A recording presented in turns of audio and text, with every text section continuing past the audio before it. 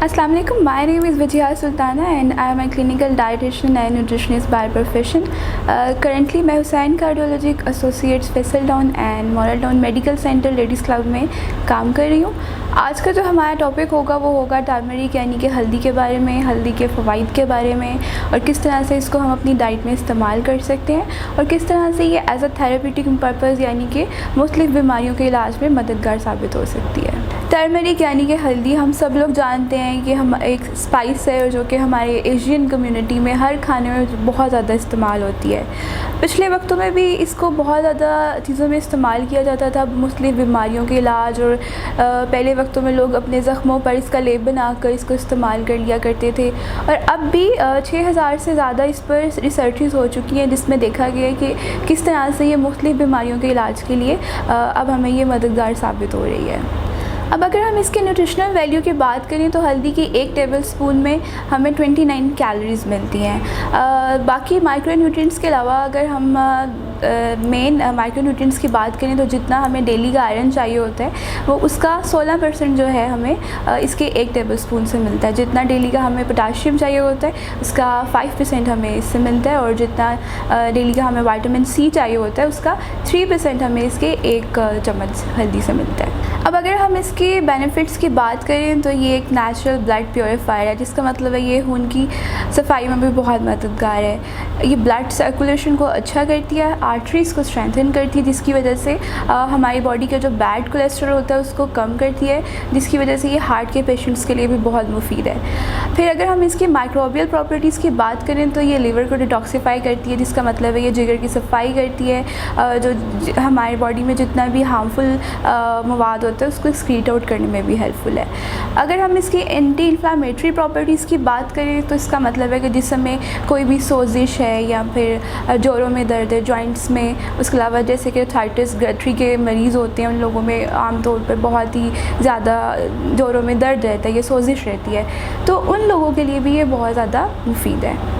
इसको natural pain killer भी कहा जाता है। जैसे कि कुछ लड़कियों में पीरियड्स के दौरान बहुत ज़्यादा दर्द रहती है, बहुत क्रैम्प्स रहती है, तो उस सूरत में भी अगर वो इसको 1 कप दूध के अंदर 1 पिंच अगर हल्दी को डाल के इस्तेमाल कर लें तो काफ़ी हद तक उनको दर्द में आराम दे सकती है।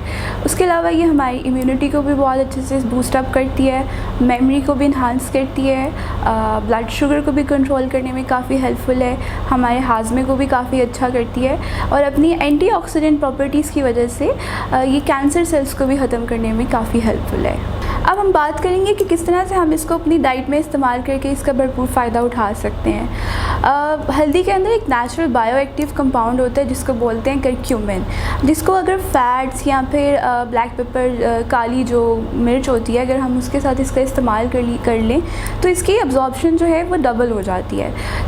हल्दी का वैसे ही हमारे यहाँ नॉर्मली खानों में इस्तेमाल होता है तो उसमें ऑलरेडी फ़ैट्स पाया जाता है। उसके अलावा हम इसको दूध में भी इस्तेमाल कर सकते हैं। अगर हम दूध में थोड़ा सा एक चुटकी हल्दी को डाल लें और साथ में हम इसको थोड़ा सा ब्लैक पेपर स्प्रिंकल कर लें तो इसकी एब्जॉर्प्शन ज़्यादा अच्छे से हो सकती है। उसके अलावा अगर हम नाश्ता कर रहे हैं तो अपने एग अगर बना रहे हैं तो उसमें भी आप उसको 1 पिंच इसका इस्तेमाल कर सकते हैं। अब हम बात करेंगे इसकी रिकमेंडेड डोज़ की कि कितनी जो डोज़ है वो हम पर डे में इसकी ले सकते हैं। हल्दी की जो रिकमेंडेड डोज़ होती है वो होती है 1/3 टीस्पून ट्वाइस अ डे।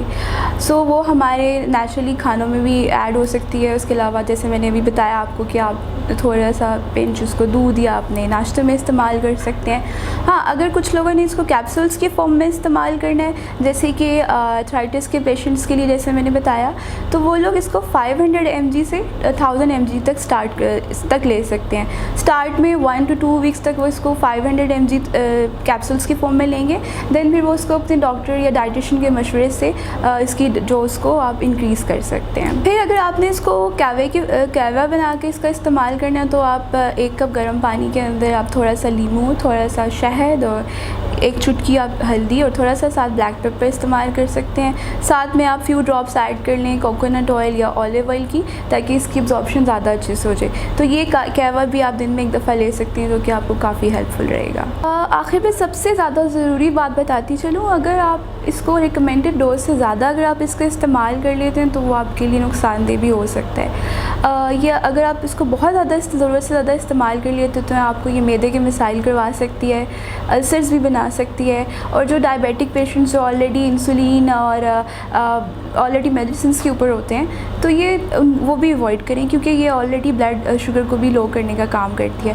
फिर ब्लड प्रेशर के पेशेंट्स जो कि नॉर्मली ऐसे लोग जिनका ब्लड प्रेशर अक्सर लो रहता है, तो बेहतर है कि वो भी इसको अवॉइड करें। उसके अलावा इसके अंदर एंटी ब्लड थिनिंग प्रॉपर्टीज़ भी है, जिसकी वजह से ये खून पतला करने का भी काम करती है। सो अगर प्रेग्नेंट वुमेन इसको रिकमेंडेड डोज से ज़्यादा इस्तेमाल कर लेते हैं तो उनमें भी ये प्री मैच्योर बर्थ करवा सकती है। सो अदरवाइज़ आप इसको अपनी डाइट में इसका इस्तेमाल करें, इसके बहुत ज़्यादा फ़ायदे हैं, but the dose should not be increased. अगर आप किसी भी डिज़ीज़ के डाइट प्लान से रिलेटेड मुझसे कंसल्ट करना चाहते हैं तो आप डिस्क्रिप्शन में दिए लिंक पर क्लिक करके मुझसे अपनी अपॉइंटमेंट बुक करवा सकते हैं। Thank you very much. अभी मरहम ऐप डाउनलोड करें और किसी भी मसले के लिए 2000 से ज्यादा स्पेशलिस्ट डॉक्टर से ऑनलाइन ऑडियो या वीडियो कॉल के जरिए बात करें।